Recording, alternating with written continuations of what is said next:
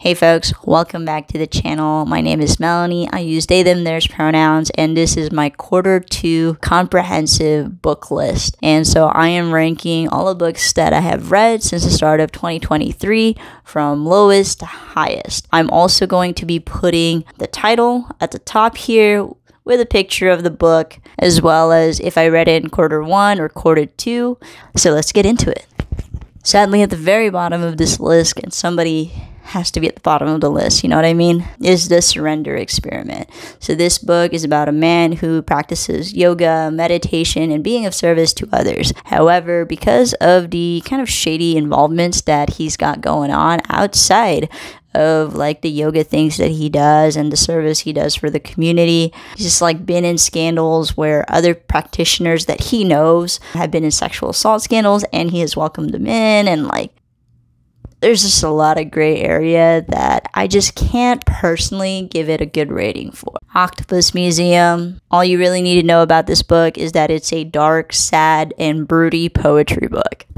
Yeah, the past and other things that should remain buried. This is essentially about the relationship between two best friends. One has died, and they both kind of have to figure out why the one that has died is not staying in the ground and is still able to talk to him and like interact with the world. Generally, I just felt like the writing was really weak. The dialogue between the characters was petty. I hate plot points that depend on people lying or miscommunicating with each other to drive the story forward. Portrait of a Thief is a really fun heist book to read. Essentially, it's these Chinese American students who get hired by a famed art collector, rich person from China to steal art from various museums in the world to retrieve them back to China. Blackmail and Bibiginka. This is part of Tita Rosie's Kitchen mystery series. So I'll put those right there. Personally, I think I just got used to the formula of the book, and this one just was really predictable to me, and I found it that much less enjoyable. The Bhagavad Gita. This is an ancient text meant to give you sacred wisdom on daily life. Like the Bible and other religious texts, the Gita is a story about war, humanity, and overcoming those obstacles so that you can learn your lessons. And I mostly just read it out of curiosity to know a little bit more about faiths.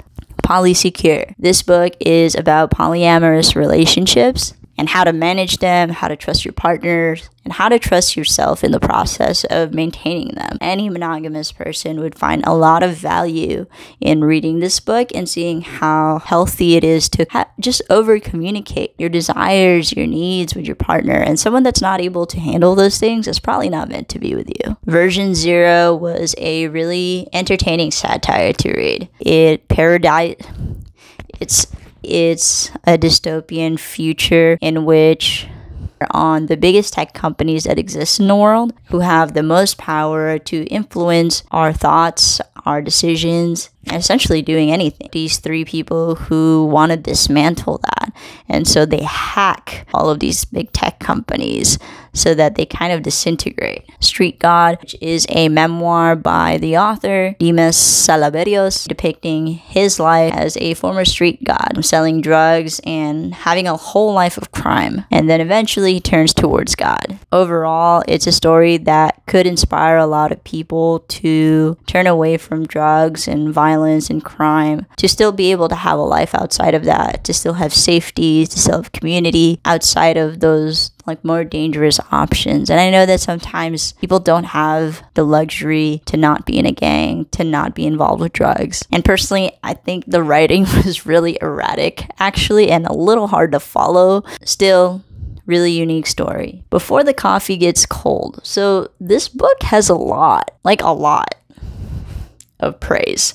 I just was really disappointed by it, honestly. I just didn't think it was that interesting. And so many people are like, wow, this is such a cool concept, so many cool reviews, right? But basically the premise of the book is that there's a coffee shop with the power to allow people to travel through time. I'm not really sure I got anything out of this book, but it was I guess, pleasant and no-brainer to read. I audiobooked it, so at least the person reading it was calming and soothing. If I could compare this to like meeting a non-interesting person that has a has a negative? No. That has like a neutral impact on my life. I would say this book was like nice, but nothing of note. And allegedly this is like a fictional fantasy, and I don't think it was that imaginative at all. And maybe there's something in translation that just didn't like communicate right. But I don't know.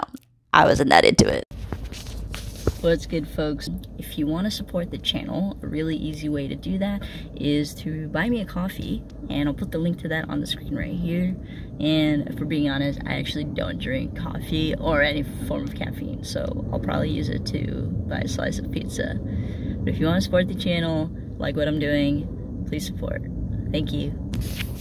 The Prophet. The author is Khalil Gibran. He is He is a Lebanese-American writer from the 1900s. And so this book is from the perspective of a U.S. immigrant. It really reads like any of the philosophical, like Stoic greats, and really timeless in that sense. Ocean's Echo. This is a space adventure love story between two men who are very, very different in their approaches in life. And they also represent two classes of people that are architects, people that can influence your mind, and readers, people who can read your mind. Definitely in the pleasure read category for me, and I think fairly predictable at that, but I'm just not that into sci-fi. Striking Thoughts by Bruce Lee.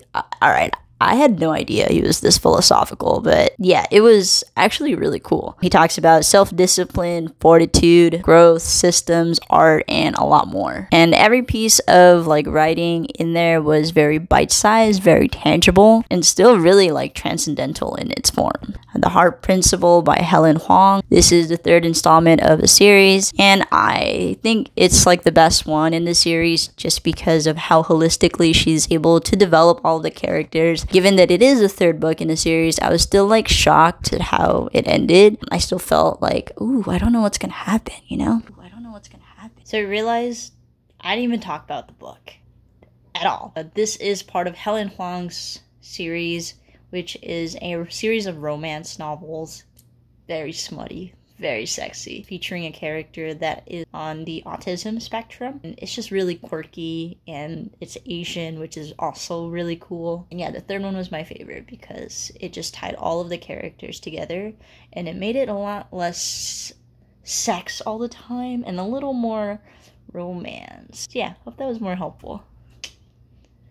Here's to Us. This is another series book. This is the sequel to What If It's Us. It's a LGBTQ young adult novel about these two boys in New York City, and it's quirky and it just feels good. TJ Perwar has something to prove. TJ is a skilled debater at her high school, and she has always seen herself as beautiful because of the tremendous effort it takes to shave her hair. What she has to prove to everyone and eventually to herself is that she is beautiful with or without the hair. And I thought it was absolutely phenomenal to see a book addressing this at like a high school level, because while I myself don't have a lot of body hair, I do hate how people who do have female bodies who have a lot of body hair get like shamed for it, for not shaving it, or get looked at for not looking like more pure and clean the way that things like in porn movies and stuff like that is portrayed. My Mechanical Romance. This is about a girl who falls into the robotics teams of her new school that she moved to,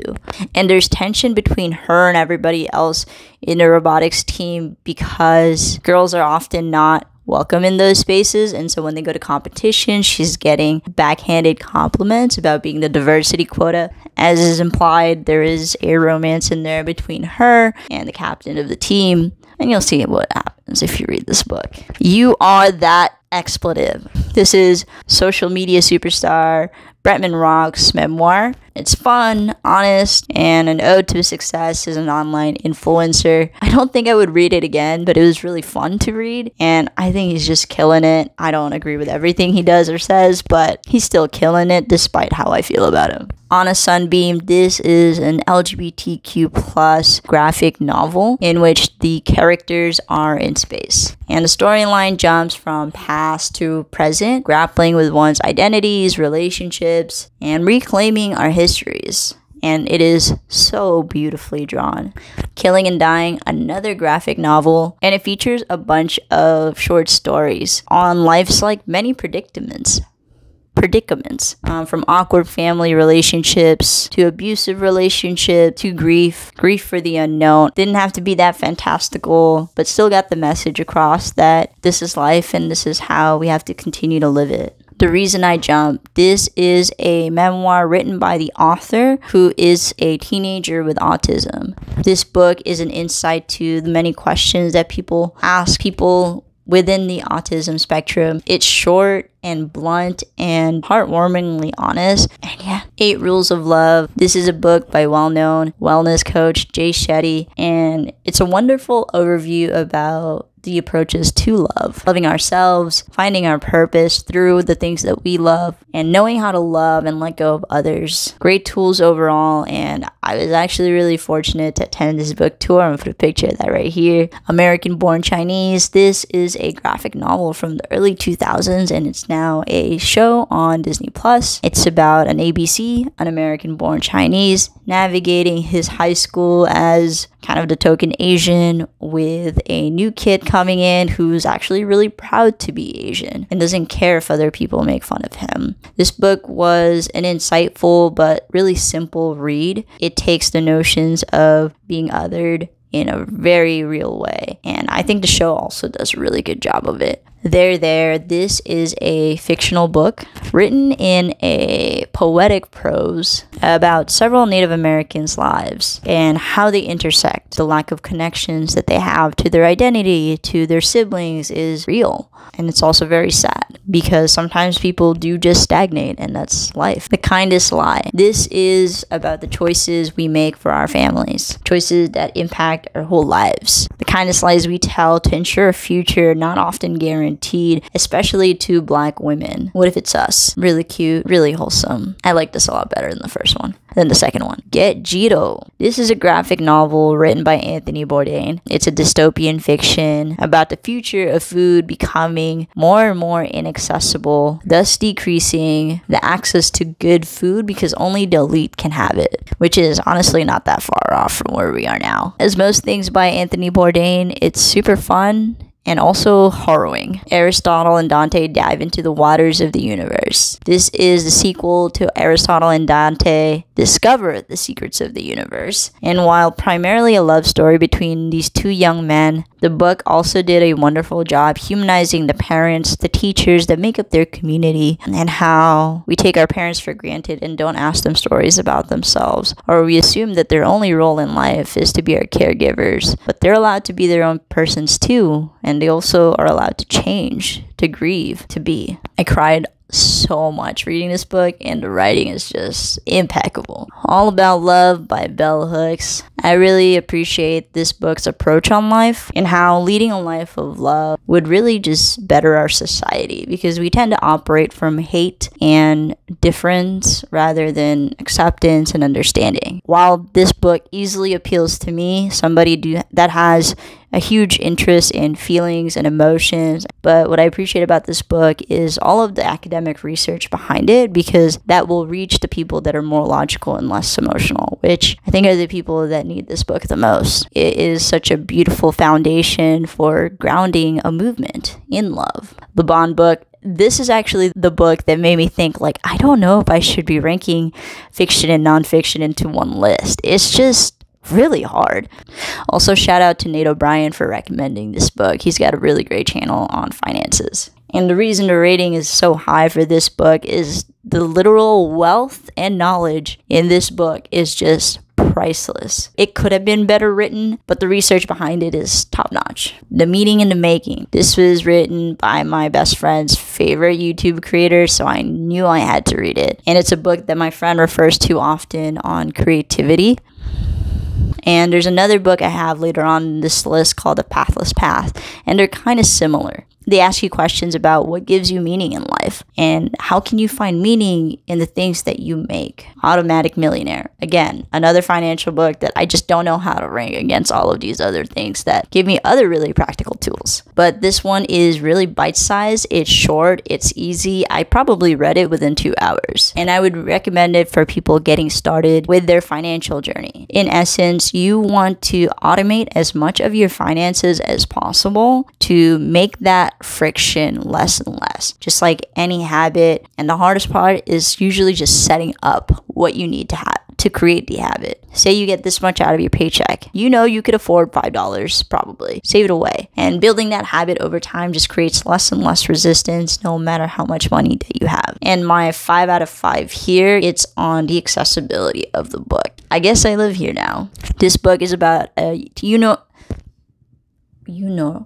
this book is about a New York teenager about to start her junior year of high school before her parents tell her, we're actually going to move to Korea. And it's in a sense to reunite their family. I love this, and it was smart, not too cheesy, and covered the breadth of family and friendships. As the main character is, of course, really resistant to moving, she unlearns pieces of herself, and her community is there to kind of change with her, be with her as she goes through it. Friends, lovers, and the big terrible thing. As I come into my alcohol sobriety, which I just started in April of 2023 on my 30th birthday, this book is kind of serving as a guidepost of what not to do and what could happen if I continue down my path. And as a reminder to myself that I'm human and I'm gonna make mistakes, but I have to be willing to be honest with myself. The Matthew Perry talks about a multitude of things, but a big bulk of it is his addictions. And it varies from drug to drug depending on what decade you're talking about. And I'm just really glad that I've had a solid community to be there with me through all of my phases of addiction and my self-reflection on it all. Think like a monk. In my Q1 video, I had written that there's not likely to be a nonfiction book that'll top this one, but I was proven wrong. That's just how books are. Still a great book, however, still pretty high up on my list. It really set me up to be really mindful for this year, to be able to take ownership and acknowledgement of the things I can and cannot control. I'm putting these 3 books together because they're for like middle-age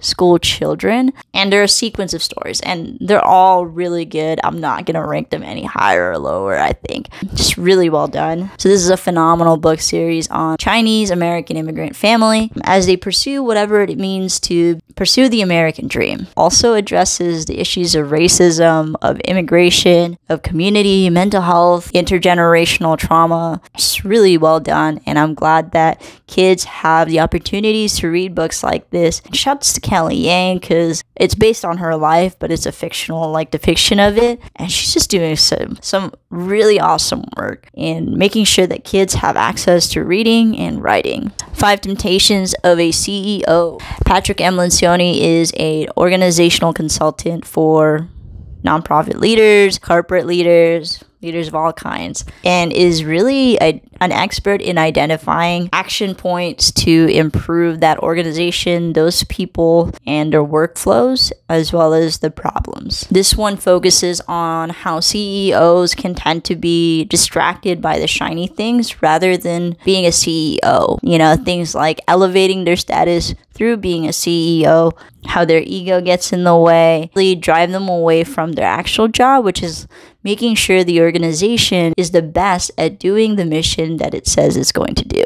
Angela's Ashes. So a former professor and I recently reconnected, and I asked him for some recommendations on books. I recommend you do that. Those fools know what they're reading. Ask your mentor for a book recommendation. If you don't have a mentor, get one. So this is a memoir by Frank McCourt depicting the family that he and his family experience in Ireland despite the intense poverty and cruelty and sadness that they experience. Pity is not a word that comes to mind when I read this book, but rather a really sheer appreciation for the will to live. And the writing is just A+. Apparently there's also a movie. I haven't watched it, but I heard it's good. Open Water. So